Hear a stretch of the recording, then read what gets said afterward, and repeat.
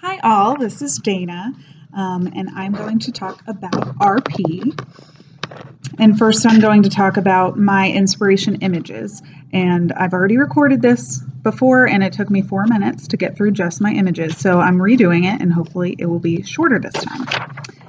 My first image that I chose was this one with these fancy ladies drinking tea. They look like they are upper class and maybe gossiping about fashion, and of course they're drinking tea, and since this is the posh accent, that's why I chose that. Here I have pictured the villain in Dunstan Checks In, which is a video that I used to watch until I think my VCR ate it in my whole childhood, and he was a villainous character, so I always establish, or I have established in my mind that this accent is a little evil. Here I have this comic, which is just silly because he's saying Cheerio, but then he's talking to an actual Cheerio, and then he says capital back because he's a capital letter, which is, another British word as well. And they have monocles and canes and mustaches, which are all things that are kind of associated in my mind with this accent. Here we have Eliza Doolittle and Henry Higgins from My Fair Lady. And when I teach my students about this musical, I kind of explain that he has this RP accent and she has the Cockney accent, and I do examples of both, and they think that's hilarious. And this last one is a picture of my husband and I and my best friend as we got to go to England in March. And so we're in front of Big Ben and just being cute and touristy. So that's obviously an inspiration, is calling back all those memories from that vacation. As far as oral posture goes, I did watch a video and I posted it, and I think you guys probably watched it, but there was a guy who was talking about how your body posture needs to change, not just the oral posture. So sitting up straight and forward kind of gets that inside of the mouth open, which needs to be, think about the tongue being down, but the whole inside being very rounded. Whereas the front, the jaw can be jutted forward and is practically closed. I used to always make fun of Keira Knightley for always talking like this and never opening her mouth in any of the Pirates of the Caribbean movies. And that, came up during this, talking about that closed jaw, and that made me giggle a little bit.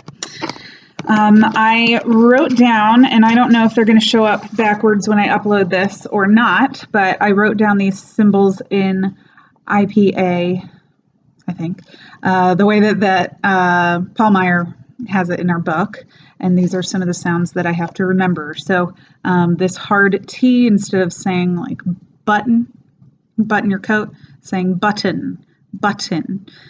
This J sound here, that U sound like in news instead of news, or instead of assume. I always have to go back and fix that if I mess it up. This last one is the open awe sound instead of thought. Really rounding that out. Paul Meyer discusses how this needs to be as open as possible, long sound. So those are some of the ones that I have difficulty with. My biggest challenges with this accent are, I think that I taught myself wrong. I never had anybody instruct me correctly on how to speak this accent. I just kind of heard things and tried to pick it up the best that I could. But some things like the oral posture, I think I've been doing incorrectly. So trying to kind of retrain how I think about this accent, that's been difficult. The music of the accent is very musical. I've been realizing, compared to American.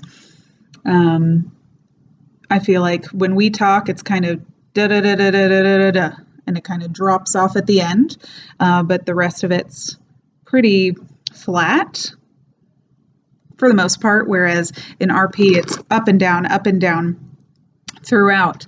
And I think it's also important to note that when the emotions rise in RP, the pitch rises, not the volume rises. Like how we talk, we yell when we're upset.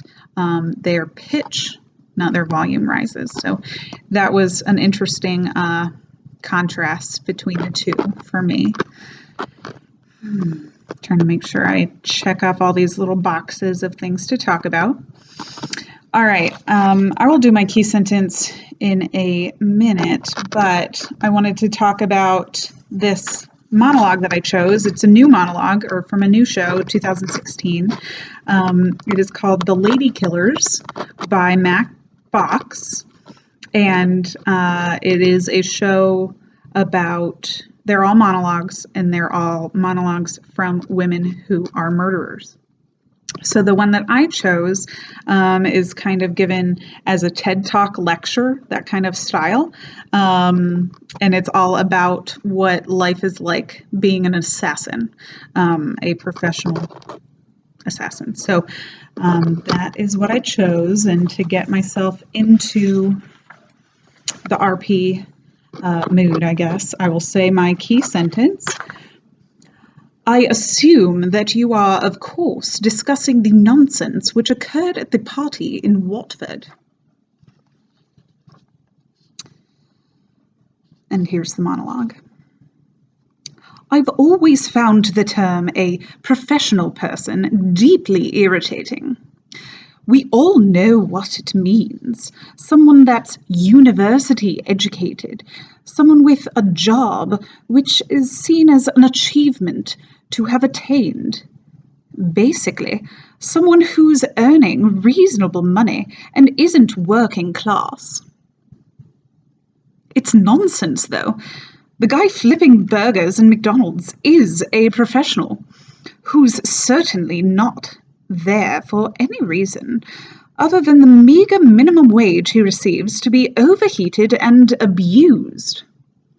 The girl pouring out pints of lager in Wetherspoons whilst drunken idiots stare down her top is a professional, but no one's asking her to countersign their passport applications, are they?